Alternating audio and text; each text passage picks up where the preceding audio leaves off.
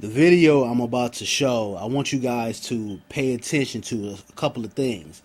I want you to pay attention to the age of the children. I want you to pay attention to the surrounding of the location. I want you to pay attention to the wording that's being used. I want you to pay attention to the treatment. And I want you to pay attention to the type of car that the white lady gets out of. And I'll come back with my commentary. Who told you that? He's just wearing a costume. Costumes are cool. They sucks for big kids. Okay, well, first of all, you're too little to say suck, so if you were my little girl, I'd wash your mouth out with soap. And second of all, you don't get a prize. Yay. Do y'all believe in the Easter Bunny? Y'all the smart ones right here. Yeah. Okay, Brittany has got Brittany has got, come over here. We've got Easter basket happies for everybody. This is a smart group right here. Yeah! All right! Yeah! Yay! Cinderella. I do. You like Tinkerbell? You do? Okay. You like mazes. All right, happy Easter, guys. You can have that one, okay? All right, y'all go share something with Daddy, all right? Everybody share, okay? Happy Easter!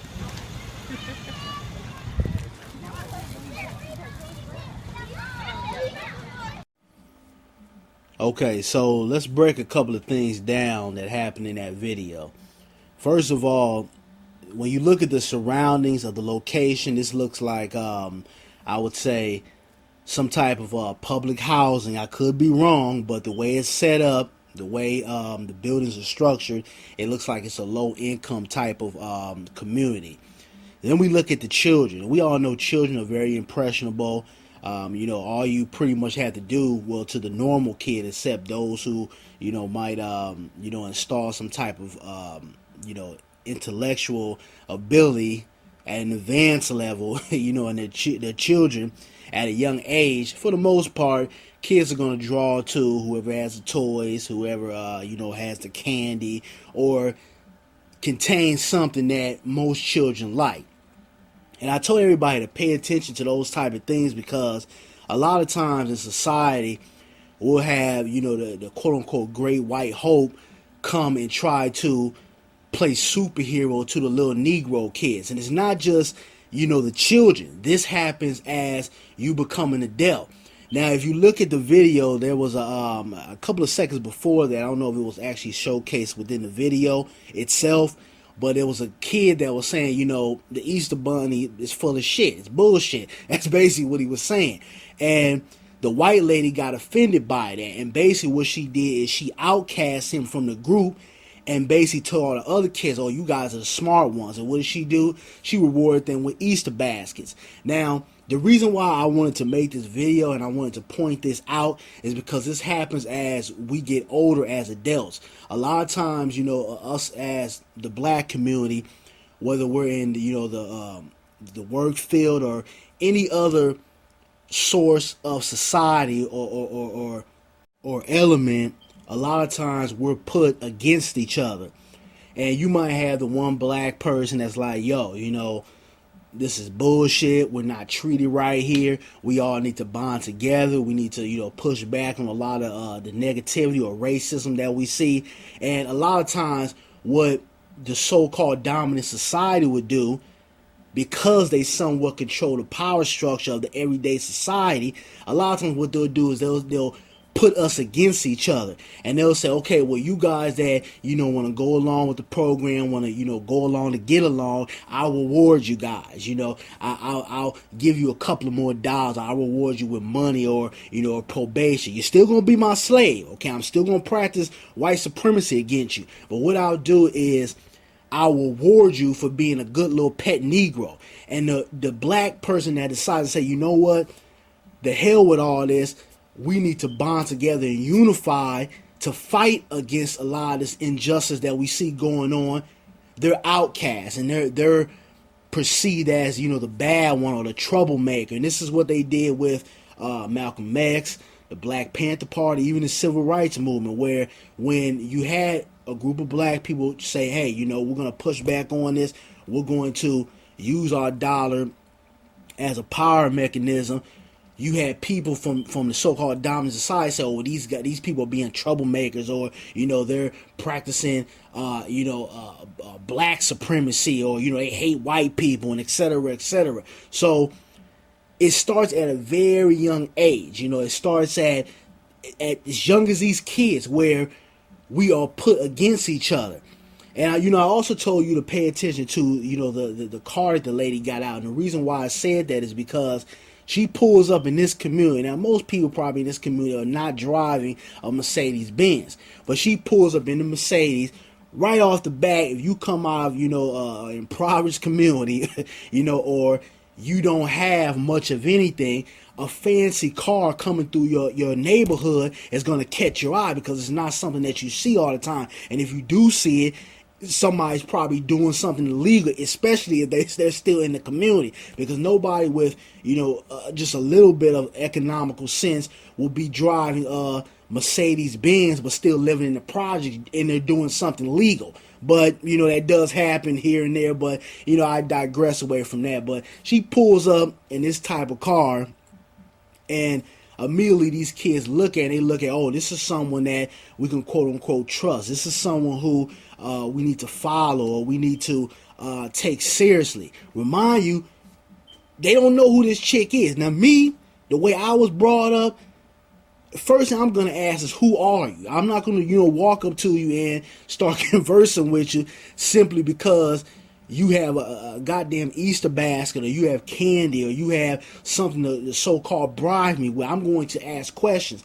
But a lot of our children are not taught that at a young age, to ask questions, to question authority at the right moment, because sometimes that can get you in trouble, questioning authority as a child. But at the same time, we need to start teaching our children to question certain things, and standing back and actually being observing what's going on in our surroundings, and sitting back, not always talking or being so quick to act on things, but actually sitting back and observing our surroundings. And if these children were taught that, they wouldn't have had been so graceful to this white lady pulling up in this Mercedes Benz, basically coming to play the white Santa Claus in the neighborhood. But it's just something that I feel like I want to come out here and do a video on this, because it's something that we need to take more seriously when it comes to raising our children. Our children, you see how bad it is now, and there's no telling how bad it will be in the future. Every day, people like myself and those who actually care about the community go out here and try to make it better for the future. But at the same time, the traps and the elements that we have gone through and we face every day, we have to educate our children on it. We can't wait till our children get 16, 17, 18 years old and then start dropping knowledge about how this society works. We have to start at a very young age, because what happens is that they become naive. They tend to think we live in a post-racial society. And you can have a white lady pull up with Easter baskets of candy and easily bribe them. And what happens is they keep their mindset with them as they become an adult. So they become easy to sell out or come out here and coon and buck dance simply for the dollar bill, or to get in white folks' good graces. We see it with Charles Barkley and Stephen A. Smith, and I can go on and on.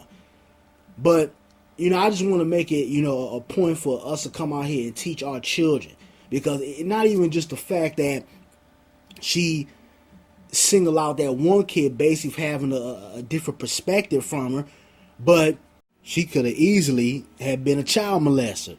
This could have been some nasty ass white woman coming in the community trying to mess with our children. So we just got to be aware of this, because white folks, they feel like they can come in our communities and do whatever, and it's no big deal because they know they're white. You let me go in a certain neighborhood or just be driving, and I guarantee you I'm going to have about 25 eyes on me, or before I make it down to a certain section, I will have the cops behind me, pulling me over, asking me where I'm going. So we just have to be aware of these things, because these things can become very dangerous later down the line. And there was another thing that I noticed about this video. If you notice at the end, she said, go share with your daddy. Now, why would you say that? You give children Easter baskets, and you tell them to go share that with their daddy. Now, some people might say, okay, well, at least she didn't say go share with your mothers if the father is not in the home. But here's the thing. If that is the case, or you don't believe that, why would you say daddy? Why wouldn't you say, go share with your siblings, or go share with your mother and father? She made a point to say, go share with your daddy. In other words, giving off, the sarcastic remark as that, oh, these little Negro kids, they don't have a daddy in the house. There's no way a father's in the house. So you got to pay attention to what white folks say, because a lot of times their racism is very subtle and it's very slick. And a lot of people that are not up on game or quick on the draw don't pick up when they're being insulted.